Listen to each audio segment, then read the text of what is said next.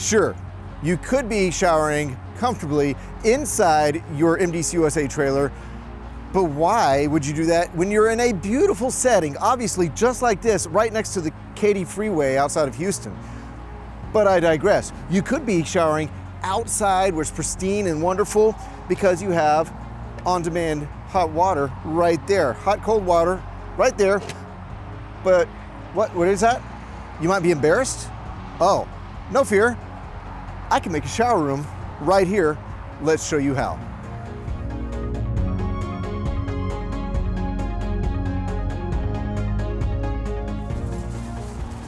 No, not like that, no.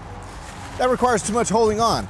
We're going to use this rail and this included shower room to make sure that you have the privacy you need and the outdoor showering experience you crave.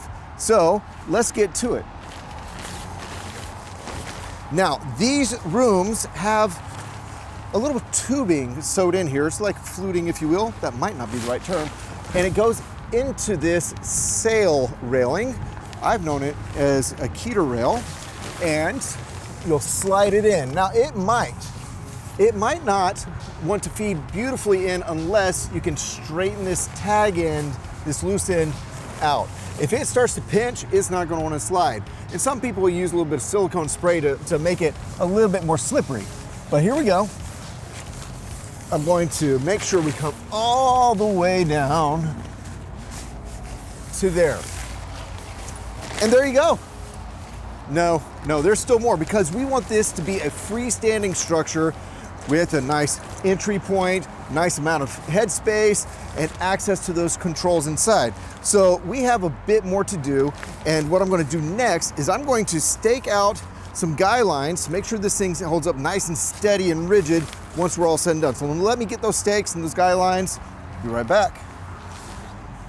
So when you're staking this down, you're going to want it out a little ways from where you're attaching to, obviously. And I like to go from that corner somewhere in the range of, I mean, not a perfect, but a 45 degrees out from that corner. I find that helps me to get pretty stable legs when I'm putting down anything like a tarp or a canvas or a tent or anything like that. So I'm going to do this next one.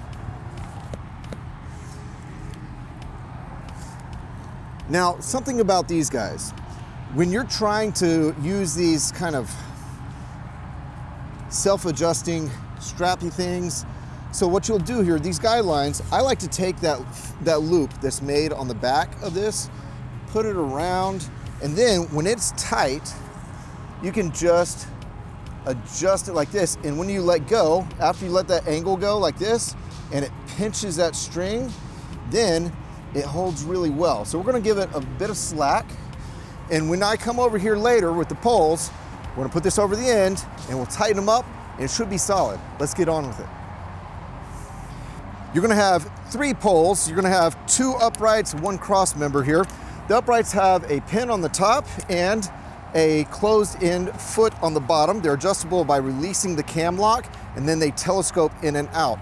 But the first thing I'm gonna do is make my life a little bit easier by getting this size right. So what this is gonna do is it's a spanner that runs across the top to make sure it's good and tight across the top. So what I find maybe the easiest thing to do is to rough size this in from grommet on one side to grommet on the other, and it doesn't have to be perfect, so I'm gonna extend that out, and that should help me to have a pretty good idea of where to lock it in, and that will help me in just 1 minute. Here we go. Okay, so what I'm gonna do is I'm gonna take this pole, and it obviously telescopes out, and I'm gonna put this eyelet on the end right over that pin, and then I'm going to put another eyelet, this grommet right here, over there. Okay, so next I'm gonna take this little loop, I put it in the end of this, right over the top, and this should help me to keep it pretty sturdy for the next post. I'm just gonna keep it tight as I come down, grab the end of that guy line, and look how I'm cinching this up. And that should keep that pole in pretty good shape for me to reach down here to grab this second pole. And I'm gonna do the exact same thing on this side that I did on the other. Put the end here, put the grommet there, and finally reach down here, guideline, and we're going to extend that pole right on up. No need to be perfect just yet. Tighten this down. And we're in a pretty good place, but we aren't showering yet. So let's get this a little bit more shored up. I'll put a floor in it, show you how that's done, and we'll see what we end up with. Hang tight. So what I'm finishing up here is I am Velcroing these corners to the pole, but it still isn't exactly what I want it to be from a finished out rigid standpoint. There's two more things that I would really like to do here, and one is to stake down the corners of this tent so it's not blown in on you while you're showering, and to add the floor. So I should be able to stake both the floor and the corners in at the same time. So I'm going to grab the floor right over here. 4 stakes. So there's your floor, 4 stakes. And my whack-a-mole.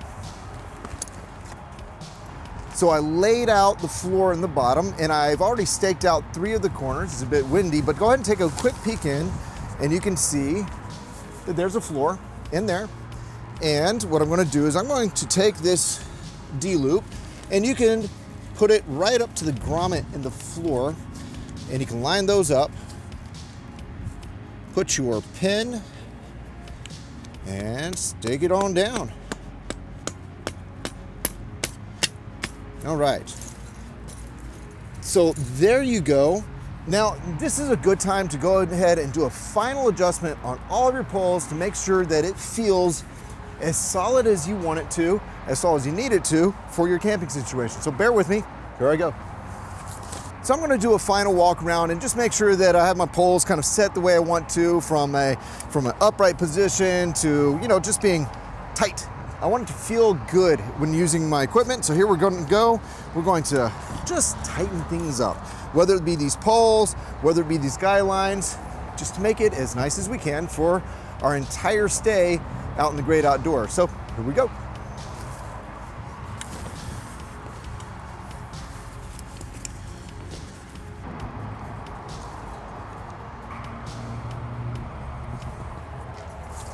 All right, let me climb inside here and just make sure I have enough space. And here I am on the inside of this shower room outside my camper, and I have so much headroom. And remember, I'm 6'4" barefoot, and I have enough room to take a comfortable shower. Let's take a look around inside here. There's a light for your shower room. This is where you'll hang the handheld wand for your shower. And I have access, and I didn't do a great job of lining this up, but I have access to my shower port right here. So next time I'll do a better job of lining up my canvas. But look at this space and how neat it would be to be able to have your adventure and shower outside your camper, and then you're comfortable, you're clean, and you're not dragging any mud muck inside your rig. So let's go out and finish this up. Well, there it is. The outdoor shower room that is included equipment, included accessory with your MDC-USA trailer. So check that out. They really prepare for you to have great outdoor adventures, near or far, safely, confidently, with not just neat equipment, but good equipment that enhances your adventure. MDC-USA, we have them at Princess Craft USA, we have them at Princess Craft, and we do think they're pretty phenomenal. It's been a pleasure showing it to you. See you next time.